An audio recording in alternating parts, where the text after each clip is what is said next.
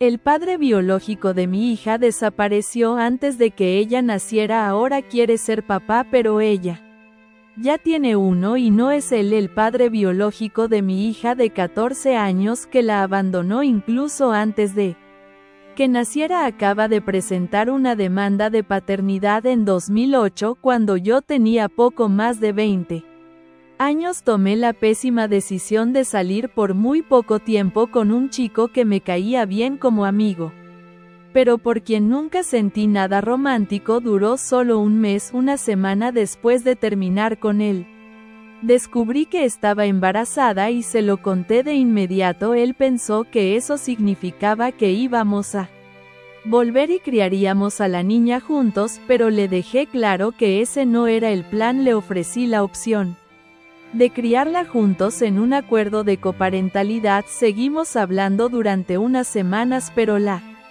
convivencia era terrible. Llegamos a un acuerdo, cada uno seguiría su camino y yo criaría a la niña sola. Él comentó que quería que yo firmara algo diciendo que no iba a pedir pensión y hasta estaba dispuesta, pero eso nunca se concretó. Después de eso solo volvimos a hablar cuando supe el sexo del bebé. Era una niña. Él fue criado como hijo único por una madre soltera y parecía tener más dificultad en aceptar que yo criara a un niño sola que a una niña, pero era una niña y después de contarle eso no supe más de él por bastante tiempo. Ya tenía un hijo mayor de una relación anterior.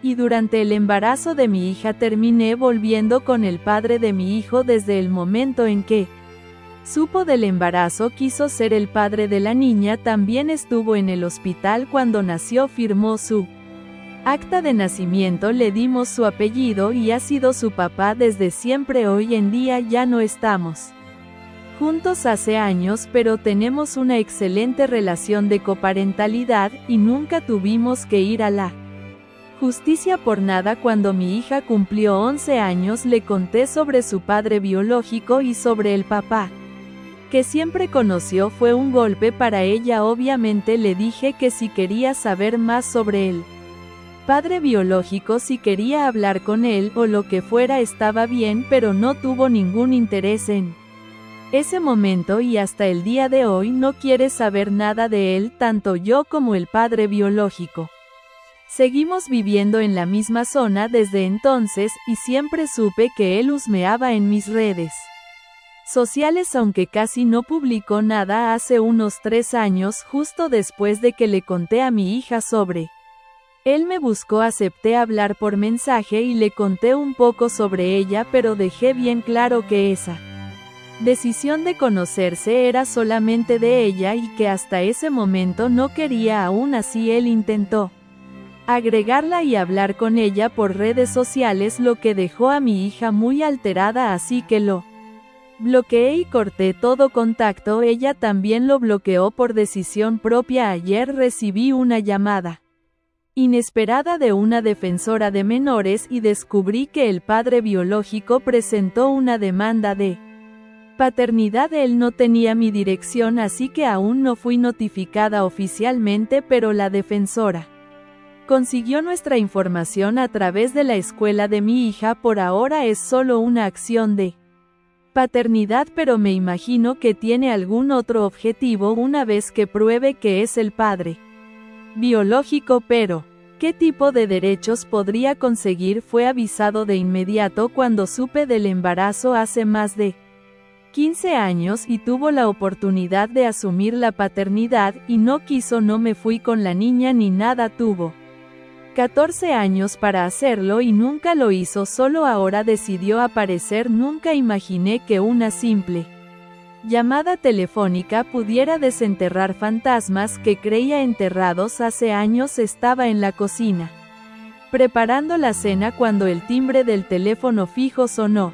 ¿Quién llama al fijo hoy en día?, contesté con cierta aprensión. Clara Rodríguez, preguntó una voz femenina al otro lado. Sí, soy yo. ¿Quién habla? Le habla la defensora de menores del Juzgado de Familia de Sevilla. Necesitamos hablar con usted sobre una demanda de paternidad presentada recientemente. Sentí como el cuchillo que Sostenía en la mano, resbalaba y caía al suelo. El nombre que mencionó a continuación me heló la sangre. Marcelo Gómez. Marcelo, repetí incrédula. Después de 14 años, sí ha iniciado un proceso legal para establecer la paternidad de su hija Isadora. Me apoyé en la encimera tratando de asimilar la información. ¿Por qué ahora? ¿Qué pretendía? ¿Y cómo se atrevía a irrumpir en nuestras vidas después de tanto tiempo? Entiendo, respondí tratando de mantener la compostura. ¿Qué pasos debo seguir? Le enviaremos la notificación oficial en los próximos días. Mientras tanto, le recomiendo que consulte con un abogado. Colgué el teléfono y me quedé en silencio con la mente en blanco. Isadora entró en la cocina notando mi expresión. ¿Todo bien, mamá? La miré. Mi hija de 14 años, fruto de una relación fugaz y complicada, había crecido sin conocer a su padre biológico, pero con el amor incondicional de Renan, mi expareja y padre de mi hijo mayor, quien la había criado como suya. Desde el primer día, sí, cariño, solo una llamada inesperada, nada de qué preocuparse, pero sabía que no podía ocultarle la verdad por mucho tiempo. Esa noche, después de que los niños se fueron a dormir, llamé a Renan. Siempre habíamos mantenido una relación cordial por el bien de nuestros hijos. Renan, necesito hablar contigo. Marcelo ha iniciado una demanda de paternidad por Isadora. Hubo un silencio al otro lado de la línea después de tantos años. ¿Qué pretende? No lo sé, pero necesito tu apoyo. Esto podría complicarse. Siempre estaré aquí para ti y para nuestros hijos. No estás sola en esto. Sus palabras me reconfortaron, pero sabía que tenía que prepararme para lo que se avecinaba. Al día siguiente busqué asesoría legal y encontré a Elena, una abogada especializada en derecho de familia. Le conté toda la historia, como Marcelo y yo habíamos tenido una breve relación, cómo él desapareció cuando supe que estaba embarazada, y cómo Renan había asumido el papel de padre desde el nacimiento de Isadora. Clara, tienes un caso sólido. Marcelo abandonó a su hija y no mostró interés durante 14 años, además Renan la ha criado como suya, pero debemos prepararnos para cualquier eventualidad. Asentí, agradecida por su apoyo y profesionalismo. Esa tarde decidí hablar con Isadora. La llamé a la sala y le pedí que se sentara. Cariño, necesito contarte algo importante. Tu padre biológico, Marcelo, ha iniciado una demanda para establecer la paternidad. Sus ojos se abrieron con sorpresa y confusión. ¿Por qué ahora? ¿Qué quiere? No lo sé, pero quiero que sepas que pase lo que pase, te amo y siempre estaré a tu lado. Y Renan también. Ella asintió con lágrimas en los ojos. No quiero saber nada de él. Renan es mi padre. Siempre lo ha sido. La abracé con fuerza, sintiendo una mezcla de alivio y preocupación. Sabía que este sería solo el comienzo de una batalla legal y emocional. Días después recibí la notificación oficial del juzgado. La fecha de la primera audiencia estaba programada para dentro de 2 semanas. Me senté en la sala con los documentos en la mano y respiré hondo. Estaba lista para enfrentar a Marcelo y proteger a mi hija de cualquier daño. No permitiría que alguien que la había abandonado intentara irrumpir en su vida ahora, pero justo cuando creía tener todo bajo control recibí un mensaje anónimo en mi teléfono. Clara, hay cosas que no sabes sobre Marcelo, ten cuidado. Me quedé mirando la pantalla con el corazón latiendo con fuerza. ¿Qué significaba ese mensaje? ¿Qué secretos ocultaba Marcelo? Sabía que debía prepararme para lo inesperado. No dormí esa noche. El mensaje anónimo me dejó con un nudo en el estómago. Hay cosas que no sabes sobre Marcelo. Lo releí tantas veces que lo memoricé sin querer. Quien lo había enviado no dejó nombre ni imagen de perfil, ni ninguna pista. Era como una sombra que apenas rozaba mi puerta, dejando un rastro de incertidumbre. A la mañana siguiente fui al despacho de Elena con el documento de la notificación y el teléfono en Mano, me mandaron esto anoche, le dije mientras le mostraba el mensaje, no sé si es una amenaza o una advertencia. Elena arqueó una ceja, lo leyó detenidamente, y luego se cruzó de brazos. Cara, esto podría ser importante o alguien quiere desestabilizarte justo antes del juicio. Necesitamos averiguar quién lo mandó y qué sabes sobre Marcelo. ¿Has pensado en alguien que haya estado cerca de él, incluso de forma indirecta? Negué con la cabeza.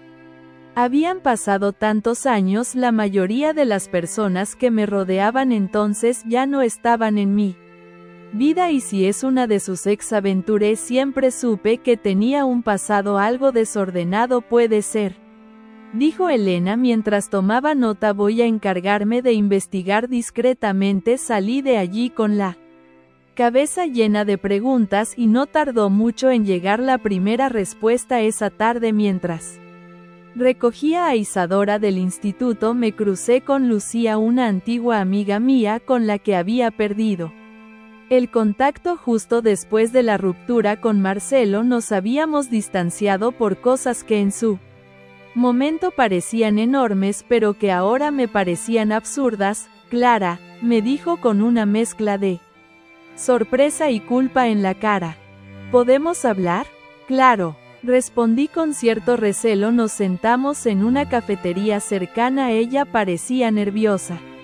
Su pelo de Marcelo, no por ti, sino por alguien más. Yo lo volví a ver hace unos meses. Levanté la mirada con intensidad. ¿Cómo que lo viste? Entró en el despacho de mi cuñado buscando trabajo. Dijo que estaba intentando reconstruir su vida, pero Clara no parecía el mismo. Hablaba como si quisiera reparar cosas. Me dijo que había sido padre hace años y que ahora quería volver a tener contacto con su hija. Me dio mala espina, por eso me alejé, pero te juro que no tenía idea de qué se trataba de ti hasta ahora. ¿Fuiste tú quien mandó el mensaje? Lucía negó con la cabeza. No, pero ojalá lo hubiera hecho. Clara, ese hombre no está bien, tiene algo retorcido en la cabeza. No es solo un capricho, es como si estuviera buscando redención de una forma enfermiza. La conversación me dejó helada, no solo por lo que había dicho, sino porque entendí que Marcelo no estaba actuando por amor paternal. Había algo más, algo oscuro. Esa noche hablé con Isadora de nuevo. Ella me escuchó en silencio, más madura de lo que yo podía comprender. Cuando terminé me miró con seriedad. No quiero que vuelva a lastimarte, mamá, ya lo hizo una vez. No le debemos nada. Lo sé, hija, pero no lo vamos a enfrentar solas. Confía en mí. Nos abrazamos y en ese instante supe que no podía fallarle, que esto ya no era solo por mí sino por ella. Pasaron los días. Marcelo fue citado al juzgado para una entrevista preliminar. Elena me insistió en que no asistiera. No era necesario legalmente y ella se encargaría de todo, pero no pude evitar acercarme al juzgado sin que me vieran. Me quedé fuera observando desde el coche y fue entonces cuando lo vi. Marcelo salía del edificio acompañado de una mujer, no una abogada, sino una mujer que me resultó vagamente familiar, alta, delgada, con el cabello recogido y una carpeta en la mano. Cuando se giró mi corazón se detuvo. Era Marisa, la directora del instituto de Isadora, una mujer con la que había cruzado palabras durante reuniones escolares, que siempre me había mirado con una mezcla de frialdad y curiosidad. ¿Qué hacía ella con Marcelo? ¿Desde cuándo lo conocía? Apreté el volante con fuerza, tratando de no dejarme llevar por la rabia. Algo estaba podrido, muy podrido, y yo estaba a punto de descubrirlo. Durante días la imagen de Marisa caminando junto a Marcelo me persiguió como una sombra. No podía quitarme de la cabeza esa escena. ¿Cómo se conocieron? ¿Desde cuándo?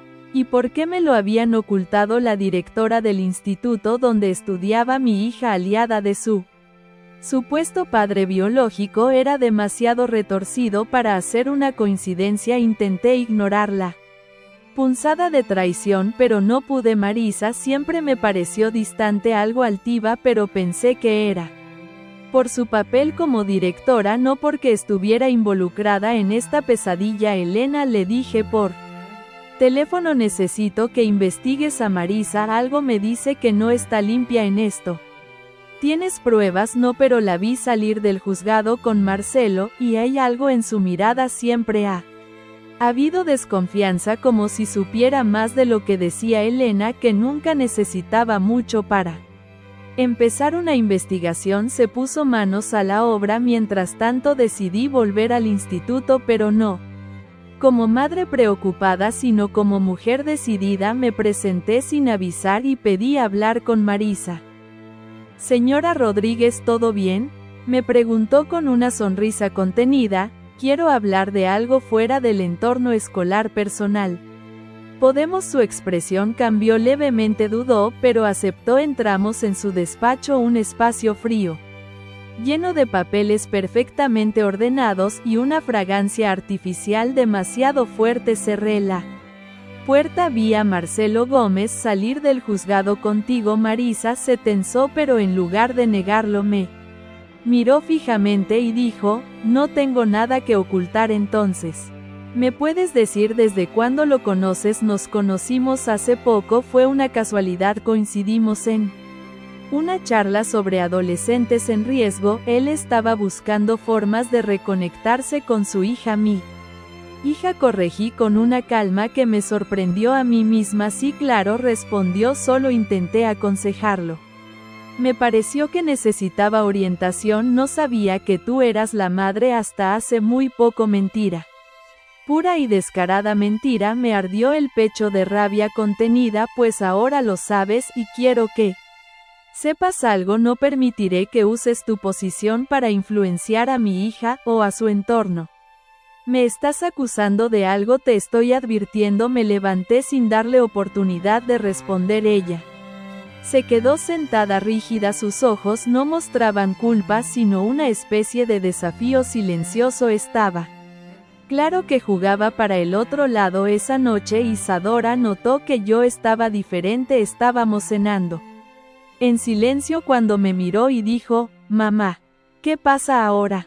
La miré vacilando, pero decidí confiarle. Todo era su vida. También la directora del instituto está involucrada con Marcelo. La vi con él, lo está ayudando, aunque dice que fue casualidad. No le creo. Isadora frunció el ceño. Siempre me pareció que me miraba raro, como si me analizara más que al resto. Tal vez no estás equivocada. Ella dejó los cubiertos sobre el plato. ¿Y qué vamos a hacer? Seguir adelante con la defensa. No vamos a retroceder, pero quiero que estés atenta por si notas algo extraño en el instituto. No estás sola, hija, nunca lo estarás. 3 días después Elena me llamó. Su voz sonaba más tensa que de costumbre. Clara, necesito que escuches algo. Me envió un archivo de audio. Lo conseguimos a través de un informante del juzgado. Marisa y Marcelo han estado intercambiando correos electrónicos desde hace meses, pero eso no es todo. Escucha, puse el audio. Si conseguimos que la jueza vea a Clara como una madre inestable, tendremos ventaja. Tú solo necesitas mostrarte arrepentido. Marcelo, deja que yo me encargue de la parte emocional. Era la voz de Marisa, su tono frío, calculador. Medio escalofríos. Están planeando destruirte legalmente, Clara dijo. Elena, quieren presentarte como emocionalmente desequilibrada, posiblemente con testimonios falsos o manipulando tu entorno. Me quedé en silencio, no por miedo, sino por algo más profundo. Rabia, una rabia que no sentía desde hacía años. No solo querían quitarme la estabilidad de mi hija, querían destruir mi imagen, mi integridad, todo lo que había construido.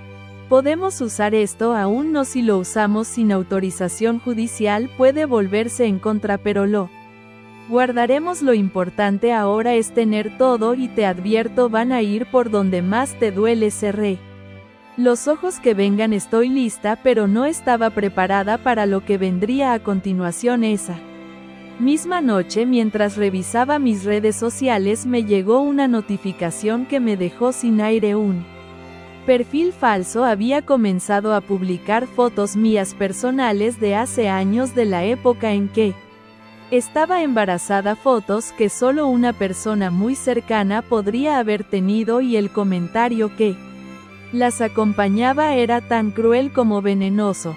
¿Es esta la madre perfecta que todos admiran? No podía respirar, miraba la pantalla del móvil con una mezcla de horror y rabia. Las fotos estaban ahí, viejas, privadas, desenterradas, como si mi pasado fuera un trofeo para exponer. Una imagen mía llorando en el hospital tras el parto, otra dormida con Isadora en brazos y una más en bata, claramente en casa recién dada de alta. Imágenes que hasta donde yo sabía solo Renan y yo teníamos. Me temblaban las manos cuando llamé a Elena. Han publicado fotos mías de hace 14 años, cuando Isadora nació.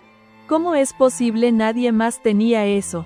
¿Estás segura? Solo Renan las tenía, o alguien que accediera a mi ordenador de aquella época. Eran privadas, ni siquiera estaban online. Clara, tenemos que tomar esto con cuidado. Denun inmediatamente a la Policía Nacional. Guarda capturas y no comentes ni elimines nada. Aún puedo contactar a un experto en delitos digitales, pero eso significa que tienen acceso a cosas más personales. Necesitamos revisar todo. La sola idea de que alguien estuviera hurgando en mi historia me hizo sentir violada. No era solo una estrategia legal, esto era un ataque personal, una guerra sucia. Esa noche no dormí, ni siquiera me cambié. Me senté frente al ordenador y comencé a escanear todas mis cuentas, correos, redes. Cambié contraseñas, cerré sesiones abiertas en dispositivos que no reconocía. Me sentía como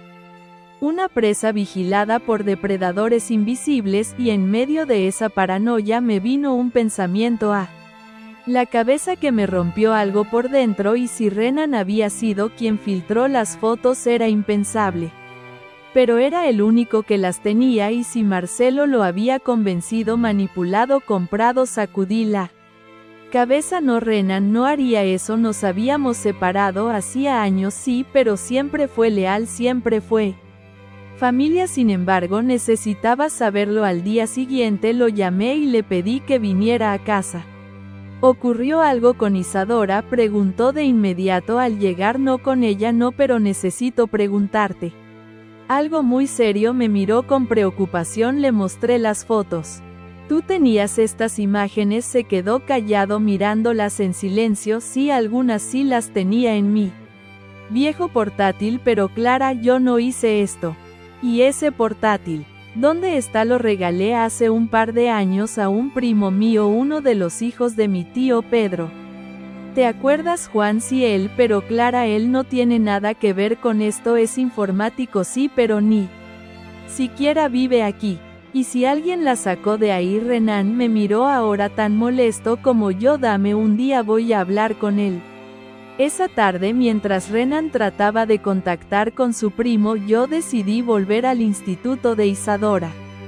Tenía que hablar con una persona en quien confiaba más que en Marisa, la profesora de literatura Eva Montero, una mujer sensible, firme y con la que yo había conectado desde el primer día. Le pedí que nos viéramos fuera del colegio, en una pequeña librería café en el centro de Sevilla. Sé que esto puede parecer raro, le dije después de explicarle la situación, pero necesito saber si ha notado algo extraño en el comportamiento de la directora, o si Isadora ha sido tratada de forma distinta.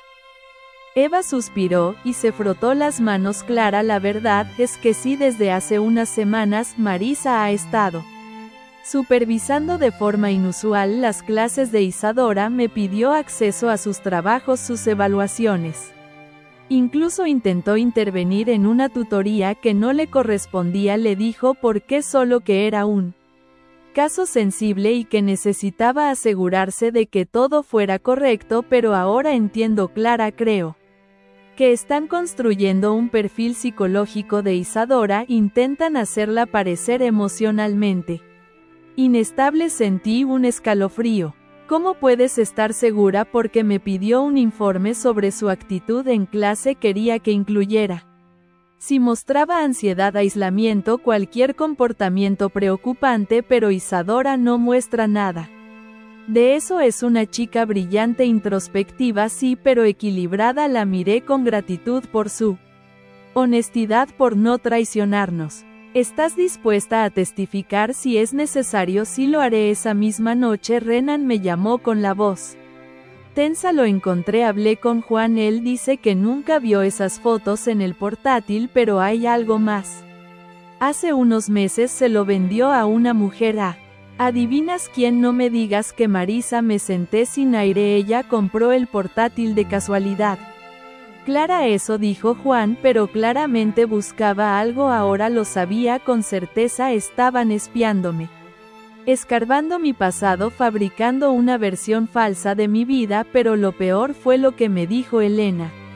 Unas horas después, Marcelo ha solicitado una evaluación psicológica de Isadora. Quiere demostrar que ha sufrido alienación parental, y Marisa está dispuesta a respaldar esa petición. Me quedé en silencio, no por miedo, no por sorpresa, sino por una sensación muy distinta. La guerra había comenzado.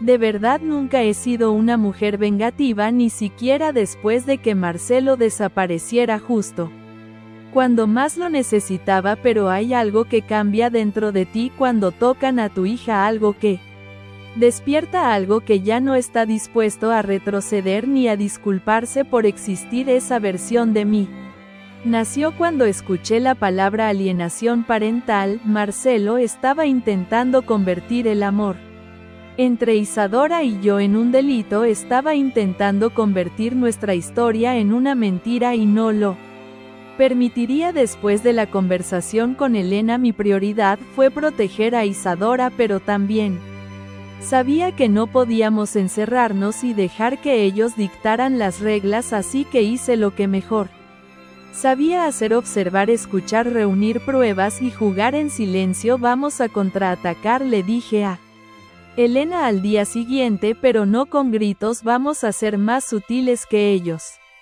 ¿Tienes algo en mente? Sí, quiero exponer a Marisa no solo como aliada de Marcelo, sino como alguien que ha cruzado límites profesionales. Quiero que la Junta de Educación sepa lo que está pasando en ese instituto. Elena sonrió. No era habitual verla así. Sabía que tenías algo más que miedo dentro de ti. Durante las siguientes semanas comencé a recolectar testimonios de otras madres del instituto. Mujeres que habían tenido roces con Marisa, que sospechaban de su favoritismo, de su forma de manipular informes. Eva Montero, la profesora de literatura, me ayudó discretamente a contactar con ellas y cada testimonio era una bomba: informes alterados, expedientes modificados, sugerencias indebidas a padres para recomendar evaluaciones psicológicas a alumnos que simplemente eran diferentes. Con Elena reunimos todo en un dossier, una carpeta detallada organizada con documentos, fechas, nombres. Lo enviamos de forma anónima a la Delegación Provincial de Educación en Sevilla y al mismo tiempo lo filtramos a una periodista local que solía cubrir casos de educación y escándalos institucionales. Una vieja conocida mía. Le pedí una sola cosa: no menciones a mi hija, pero destapa a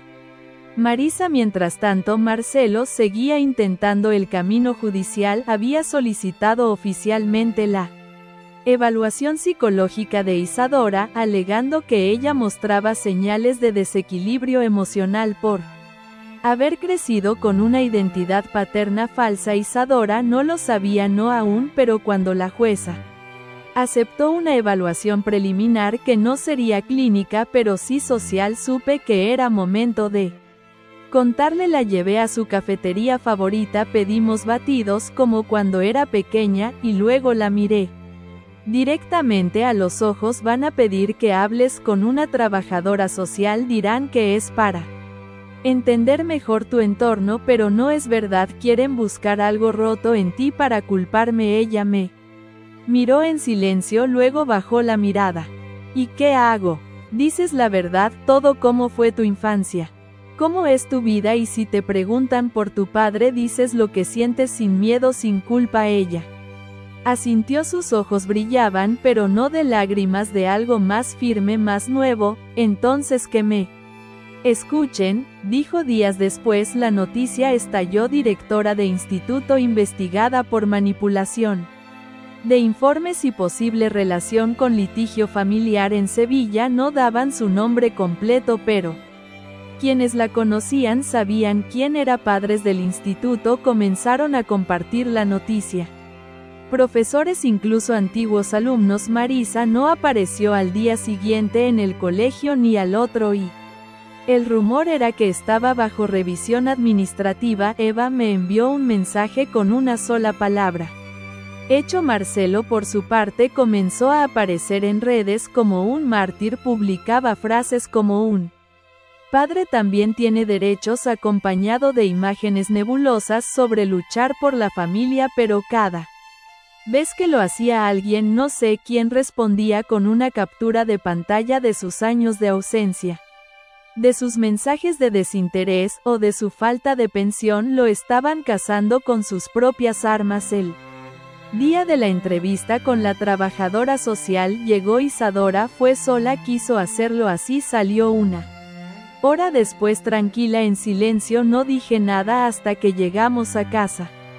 ¿Cómo fue? Bien, le conté todo desde el principio. Le hablé de Renan, de ti, de cómo me sentí cuando supe la verdad. Le dije que no necesito otro padre, que no lo quiero, que no me falta nada. Y ella dijo algo, solo una cosa. Al final me preguntó si alguna vez me había sentido usada para dañar a otra persona. ¿Y tú qué dijiste? Le dije que sí, que eso está intentando hacer Marcelo ahora. Esa misma noche recibí un correo de una cuenta desconocida. Solo decía: sabes que no he terminado, esto es solo el comienzo, y adjunto un video de Isadora pequeña corriendo en el parque, grabado desde lejos, desde un coche. Sentí como el suelo desaparecía bajo mis pies. Hay cosas que cambian para siempre, la forma en que respiras. El video fue una de ellas. No era solo el contenido, sino lo que significaba. Nos estaban vigilando, no ahora, desde hace años. Ver a Isadora con no más de 6 o 7 años corriendo en un parque que solíamos frecuentar los domingos me dejó paralizada. El ángulo era alto, fijo, era evidente que se trataba de una cámara colocada dentro de un coche. El encuadre no era casual, no era un padre amoroso grabando de lejos, era alguien oculto, observando, guardando cada imagen como si fuera un trofeo o una amenaza futura. Elena vino de inmediato cuando la llamé, se sentó a mi lado en el sofá, miró el video en mi portátil y no dijo nada durante los primeros minutos. Luego, con una frialdad profesional que no le había visto hasta entonces, dijo: esto es una bomba, pero también es una prueba. Comillas. ¿De qué? De acoso, de vigilancia no autorizada, de obsesión. Esto no es un padre buscando redención, esto es alguien construyendo un expediente de tu hija. Desde que era niña mi estómago se revolvió, no había aire suficiente en el salón. Clara, esto cambia todo, vamos a presentar una denuncia formal, pero también quiero hacer una cosa más. ¿Qué? Quiero que hablemos con alguien de la policía judicial, un conocido mío, gente que puede seguirle la pista a este tipo de comportamientos. Si Marcelo está haciendo esto contigo, puede haber otras víctimas y lo más importante, tenemos que proteger a Isadora. Asentí, ya no quedaba espacio para él miedo, solo había una dirección: hacia adelante. Al día siguiente, mientras caminaba con Isadora hacia el colegio, noté un coche aparcado en la esquina de siempre. No lo había visto antes, pero tenía esa misma sensación, el cristal ligeramente bajado, la persona dentro fingiendo leer algo en el móvil.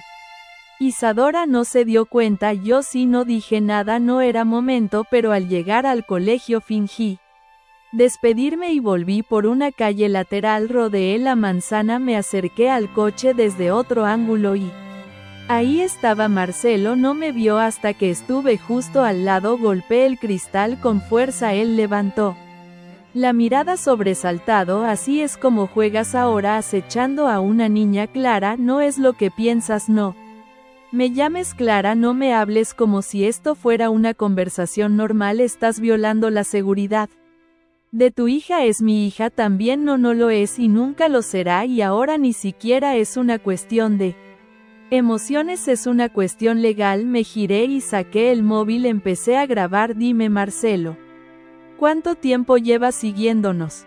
¿Cuántos videos como el del parque tienes escondidos? Él puso en marcha el coche y salió a toda velocidad, pero ya tenía la grabación, su cara, su presencia en una zona escolar, el contexto, todo. Esa misma tarde Elena y yo presentamos la denuncia formal, y no solo eso, entregamos el video del parque, la captura del coche, la conversación filtrada de Marisa y los correos que conseguimos a través del contacto del juzgado. La fiscal que nos recibió no era cualquier funcionaria, era una mujer joven, pero con una mirada que no perdonaba. Revisó todo en silencio, luego cerró la carpeta, respiró hondo y dijo: esto va más allá de un conflicto de paternidad, esto es un caso de posible acoso sistemático.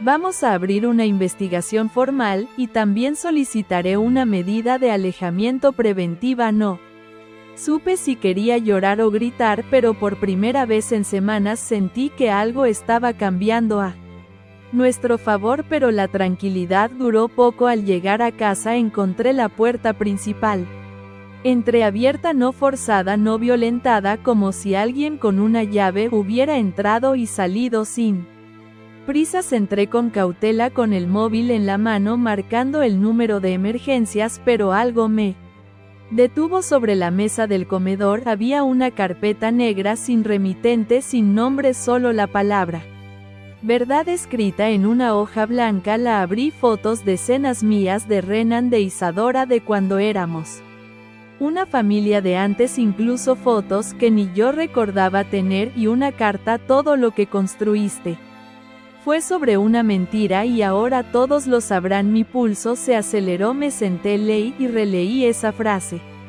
porque sabía exactamente lo que significaba. Marcelo había encontrado algo, o creía haberlo encontrado, y si lo que tenía era lo que yo tenía, entonces la historia que yo había contado todos estos años, incluso a mí misma, estaba a punto de explotar. Durante muchos años me repetí una historia, como quien repite una oración para no volverse loca. Me decía que hice lo correcto, que actué con claridad, con amor, con responsabilidad, pero esa carpeta sobre mi mesa con fotos tan personales que ni yo misma recordaba haberlas vivido me hizo dudar por primera vez de mi propia narrativa. Me temblaban las manos mientras hojeaba cada imagen. Renan sosteniéndome mientras vomitaba en la cocina.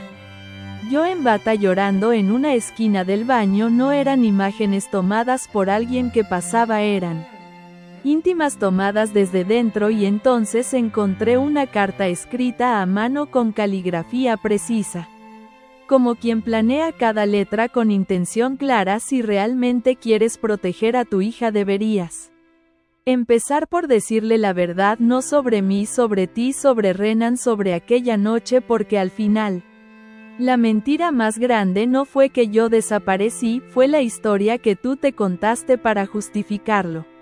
No había firma, pero no hacía falta. Me encerré en el baño, cerré la puerta con llave y me miré en el espejo. No sé cuánto tiempo estuve allí, quizá horas. Recordé cosas, fragmentos. Aquella noche, la última vez que vi a Marcelo antes de su desaparición, el tono de voz que usó, las palabras, el miedo que me generó, y lo que hice después. Fue entonces cuando lo supe, la razón por la que Marcelo había desaparecido tan fácilmente no fue solo porque se desentendió, fue porque yo lo alejé, lo empujé con algo más que palabras, con una amenaza. Había olvidado, enterrado en mi mente, que le dije que sí volvía a acercarse a mi casa, al bebé o a mi hijo mayor, lo denunciaría por acoso y le haría la vida Imposible no porque fuera peligroso en ese momento, sino porque yo ya lo sentía así, había algo en él que me daba escalofríos, algo que ahora comprendía que no era paranoia sino intuición. Fue eso lo que Marcelo guardó todos estos años, su verdad. Llamé a Elena, le conté sobre la carpeta, sobre las fotos, sobre la carta. Tenemos que denunciar esto también, dijo de inmediato. Claramente ha entrado en tu casa, esto es una violación directa de domicilio y un intento de intimidación, pero titué. ¿Y si todo esto se vuelve en mi contra? ¿Y si él logra convencer al juez de que mi rechazo inicial fue un acto de alienación desde el principio? Elena hizo una pausa. Clara, vamos a enfocarnos, esto ya no se trata de solo defenderte, se trata de demostrar que él no busca a su hija por amor, sino como una obsesión, como castigo. Nadie guarda imágenes así durante 14 años sin un motivo oscuro. Nadie invade una casa para demostrar afecto. Respiré hondo. Elena tenía razón, y sin embargo algo dentro de mí seguía temblando. Isadora notó mi tensión durante la cena. No preguntó al principio, pero al final, cuando estábamos guardando los platos, se acercó a mi mamá. ¿Qué está pasando ahora? Marcelo ha intentado intimidarme, pero no va a lograrlo. ¿Por qué sigue haciendo esto si ya sabe que no lo quiero en mi vida? Porque no se trata solo de ti, Isa, se trata de él, de su ego, de no aceptar que alguien pueda ser feliz sin él. Ella me abrazó y en su abrazo encontré algo que no esperaba: fuerza. Mi hija ya no era una niña, era una joven que entendía el dolor, pero también la resistencia. Al día siguiente llegó una notificación del juzgado. Marcelo había solicitado la revisión de la paternidad legal de Renan, quería impugnar el reconocimiento que Renan había hecho en la partida de nacimiento de Isadora. Elena me llamó al instante. Esto es grave, está intentando borrar legalmente a Renan como figura paterna. Si lo consigue, podría incluso pedir visitas. Puede lograrlo solo si logra demostrar que hubo fraude en la inscripción, que tú sabías que él no era el padre biológico y aún así lo hiciste figurar como tal. Pero claro que lo sabía, y él también. Fue una decisión conjunta, entonces habrá que demostrar eso. Renan no tardó en venir a casa. Cuando lo llamé le conté todo. Su reacción fue una mezcla de furia contenida y tristeza. ¿Y si gana?, me preguntó. ¿Y si borran mi nombre de su partida de nacimiento? No lo permitiré, Clara, me da igual lo que diga un papel. Yo soy su padre, pero no puedo permitir que este enfermo la toque ni un día ni un segundo. Nos abrazamos. Había algo irrevocablemente doloroso en la posibilidad de que un vínculo construido con años de amor y entrega pudiera ser puesto en duda por un sistema frío. Al final de la semana recibí una carta certificada, dentro un solo documento, una prueba de ADN, fechada de hacía más de un año, firmada por Marcelo, confirmando lo que ya sabíamos, que era el padre biológico de Isadora. Pero lo que me dejó sin aliento no fue el documento en sí, fue el post-it pegado al borde que decía: esto es solo el primer paso, el siguiente será cuando ella me llame papá. Y detrás una imagen, una fotografía reciente: Isadora en la puerta del instituto sonriendo sola. Nunca fui buena para los juegos de ajedrez, no tenía paciencia ni esa mirada que ve 5 movimientos por delante, pero ahora cada segundo de mi vida se sentía como una partida en la que, si no pensaba antes de actuar, alguien que amaba saldría herido. Esa imagen de Isadora reciente, sonriente, ajena a todo, captada desde la distancia, me encendió una alarma tan violenta que me hizo sentir náuseas. Marcelo estaba cerca, no solo legalmente, físicamente, en nuestras calles, nuestros espacios, nuestros días. Se acabó, le dije a Elena, no vamos a esperar más, quiero que usemos todo, absolutamente todo. Elena asintió. Ya había elaborado un plan, un paso a paso, que dependía de 2 cosas: precisión y tiempo. Lo primero, podíamos Controlarlo. Segundo, no tanto vamos a presentar una solicitud de medidas cautelares, me explicó. Necesitamos que la jueza vea que Marcelo es una amenaza real, no solo emocional sino también física. Y para eso vamos a reconstruir todo desde las primeras fotos hasta el video, la entrada en tu casa, la prueba de ADN fuera de contexto, y si no funciona entonces vamos a la prensa, a la opinión pública. Este caso ya no es privado, se ha vuelto un ejemplo de cómo se utiliza el sistema para vengarse de mujeres que sobrevivieron sin permiso. Respiré hondo, no sabía si tenía fuerzas para librar una guerra tan grande, pero no tenía otra opción. La audiencia fue fijada con rapidez, 3 días, solo 3. Para demostrarle al sistema que ese hombre no quería ser padre, quería ser verdugo. Renan me acompañó todos esos días, incluso durmió en casa en el sofá como si su presencia pudiera protegernos del peligro invisible, y en cierto modo lo hacía. Isadora parecía más tranquila, aunque no sabía todos los detalles, intuía la gravedad de lo que venía. La noche anterior a la audiencia me senté con ella. Encendí la lámpara pequeña del salón, como hacíamos cuando le leía cuentos de pequeña, y le conté la verdad toda. Marcelo no quiere ser tu padre, Isa, quiere borrar al hombre que te crió, quiere demostrar que me equivoqué, quiere ganar. Ella me miró con la madurez dolorosa de quien fue niña demasiado poco tiempo. Y si gana no va a ganar, pero si lo hace seguiremos adelante juntas. Me abrazó y en su abrazo sentí que cualquier resultado ya no importaba tanto, porque habíamos dicho la verdad, porque habíamos resistido. El día de la audiencia Marcelo llegó con un aire ensayado, traje ajustado, barba bien recortada, rostro de víctima, pero había algo detrás de sus ojos, algo impaciente, como si estuviera esperando una escena, un final heroico. Lena expuso nuestro caso con precisión quirúrgica, mostró los videos, las fotos, el informe de Eva Montero sobre el comportamiento manipulador de Marisa, las pruebas de acceso a nuestra casa, la obsesión documentada. La jueza escuchaba sin expresión, ni una sola interrupción, ni una pregunta, solo anotaba. Luego fue el turno de Marcelo. Su abogada intentó suavizar la narrativa, pintó a Marcelo como un hombre arrepentido que solo quería conocer a su hija, que no tenía intención de causar daño sino de sanar, y entonces, cuando parecía que todo iba a quedar en una especie de empate judicial, Elena sacó el golpe final. Su señoría, con permiso, dijo, extendiendo un nuevo documento. Esta es la declaración de una de las exparejas del señor Gómez. Incluye testimonio jurado de acoso, intento de manipulación emocional y uso de imágenes personales para chantaje. La jueza tomó el documento, lo leyó en silencio y por primera vez Sueño se frunció.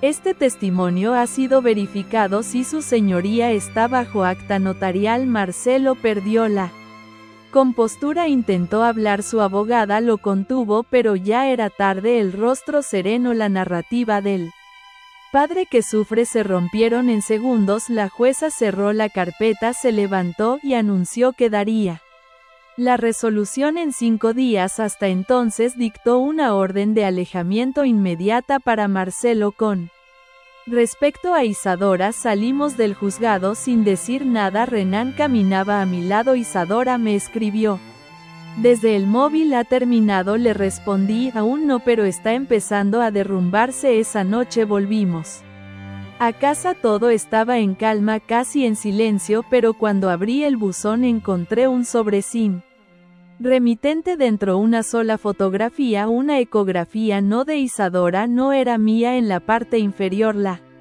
fecha, hace 2 años, y en la parte posterior una nota: pensabas que eras la única con secretos. La fotografía entre mis manos ardía como si tuviera fuego, una ecografía de hacía 2 años, y el mensaje. Ese maldito mensaje: pensabas que eras la única con secretos. Lo leí al menos 20 veces. La caligrafía No era de Marcelo, no era la misma de las otras notas, era más delicada, casi femenina, más aún la fecha. 2 años atrás hice cálculos automáticos, ese niño si nació tendría ahora poco más de 1 año. ¿Qué se suponía que significaba esto? Marcelo tenía otro hijo, otra mujer lo estaba enfrentando, o era algo peor. Llamé a Elena, le conté por teléfono, esta vez no podía esperar. Quiero que encuentres quién es la madre de ese niño, quiero saber todo, si Marcelo tiene más hijos, más mujeres que ha usado. Necesito saberlo ahora, voy a averiguarlo, pero tú, Clara, necesito que te cuides lo que sea que haya detrás de esto, no va a ser bonito. Esa noche no dormí, me levanté al menos 5 veces, revisé ventanas, comprobé cerraduras, entré al cuarto de Isadora sin hacer ruido, solo para verla dormir.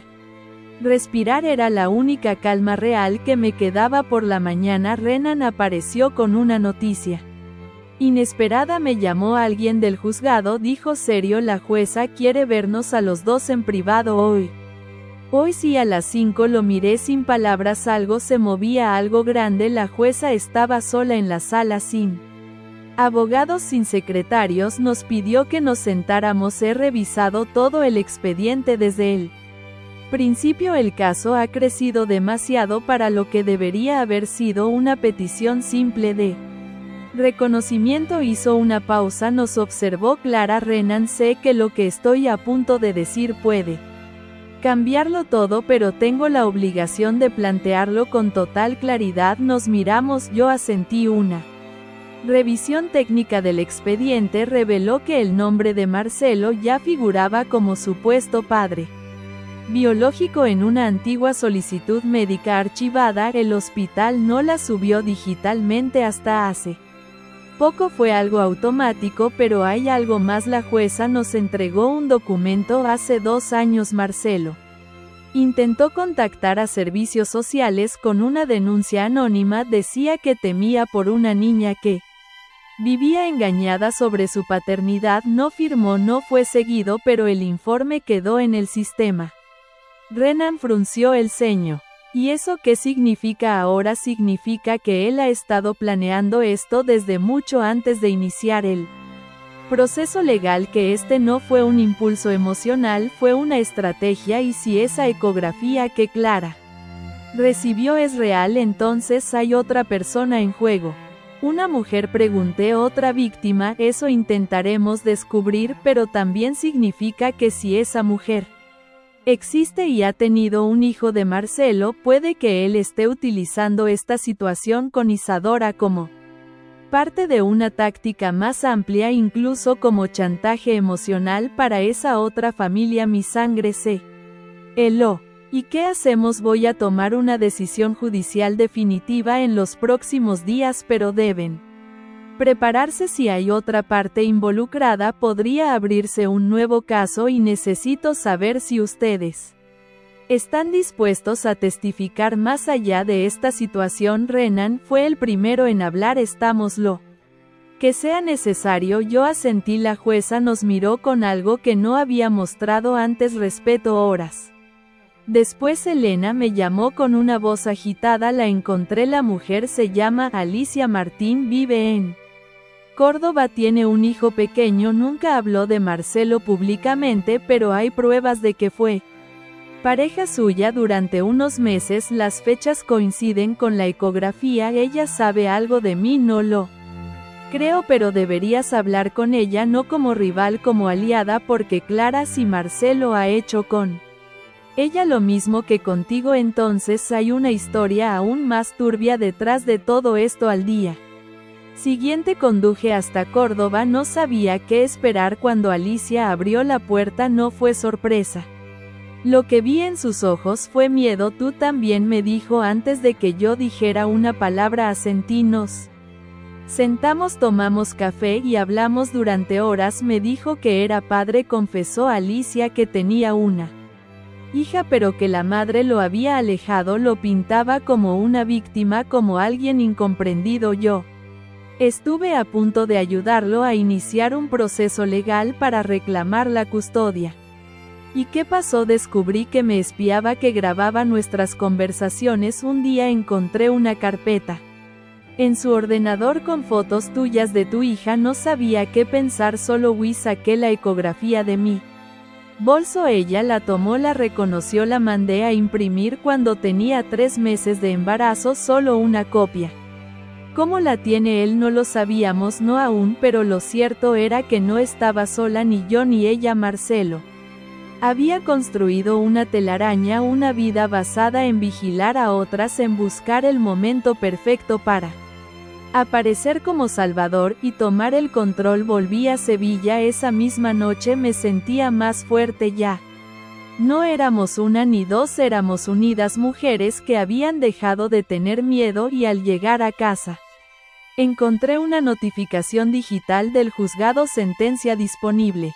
Retirar personalmente en juzgado de familia No. 3. El final se acercaba. Subí los escalones del juzgado con las piernas entumecidas, pero con la mente más clara que nunca. Tenía la notificación en la mano y dentro el fin de 14 años de mentiras, dolor, vigilancia y resistencia. Me llamaron por mi nombre en recepción, me entregaron un sobre cerrado, sellado. No lo abrí. Ahí salí, caminé hasta la plaza que hay frente al río Guadalquivir. Me senté en el mismo banco donde años atrás decidí criar a Isadora sola. Abrí el sobre. Ley: este juzgado determina la negativa a toda solicitud de Marcelo Gómez respecto a la impugnación de paternidad de Renan Ortega y desestima su petición de visitas o vinculación legal con la menor Isadora Rodríguez. Se otorga orden de alejamiento permanente con respecto a Isadora Rodríguez, Clara Rodríguez y Renan Ortega por un periodo renovable de 5 años. Se remiten pruebas al Juzgado Penal No. 7 para investigación de posibles delitos de acoso, vulneración de privacidad y manipulación documental. No lloré, no grité, solo exhalé el tipo de aliento que uno solo libera cuando deja de cargar un cuerpo invisible sobre los hombros. Habíamos ganado, pero más que eso, habíamos sobrevivido. Cuando llegué a casa, Isadora y Renan estaban esperándome. No tuve que decir nada, me vieron la cara. Lo supieron. ¿Ya está?, preguntó ella. Sí, mi amor, ya está. Nos abrazamos los tres, y en ese abrazo no había solo alivio, había una promesa de no repetir nunca el ciclo del silencio. Días después, Marcelo fue detenido preventivamente por la investigación de acoso y uso de imágenes privadas. Su ordenador fue confiscado. En él, la policía encontró archivos con seguimiento detallado de al menos 3 mujeres más: Alicia, yo y una chica que aún no hemos podido identificar. La historia salió en la prensa no con nuestros nombres, sino como un caso emblemático de violencia psicológica a través de la figura del Padre Redentor, y aunque los comentarios en redes eran una mezcla de apoyo y machismo disfrazado, la mayoría entendió que lo que Marcelo había hecho no tenía justificación posible. Marisa, la directora, fue suspendida definitivamente de sus funciones. Una investigación interna reveló que había manipulado informes de al menos 5 alumnos en los últimos años. Intentó defenderse, pero los correos con Marcelo fueron su tumba profesional. Nunca más se la volvió a ver por Sevilla. Renan, por su parte, fue reivindicado. El juzgado reconoció su paternidad afectiva como válida y el colegio donde trabaja lo invitó a dar una charla sobre coparentalidad. Su vínculo con Isadora se fortaleció aún más. Volvimos a vernos con más frecuencia, sin presión, solo cariño y respeto. Alicia y yo seguimos en contacto. Nos unimos junto con Eva Montero para fundar una pequeña asociación, Mujeres Vigiladas, un espacio de contención para mujeres que han pasado por relaciones con hombres manipuladores o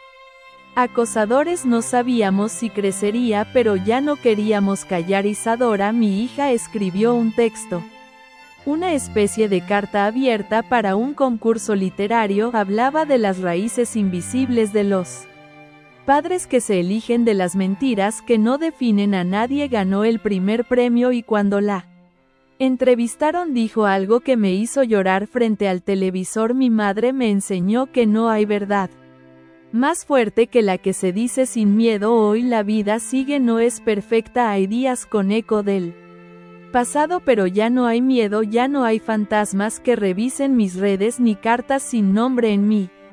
Buzón. A veces camino por la ciudad y me doy cuenta de lo mucho que perdí en estos años, pero también de todo lo que gané. La paz no vino como un relámpago.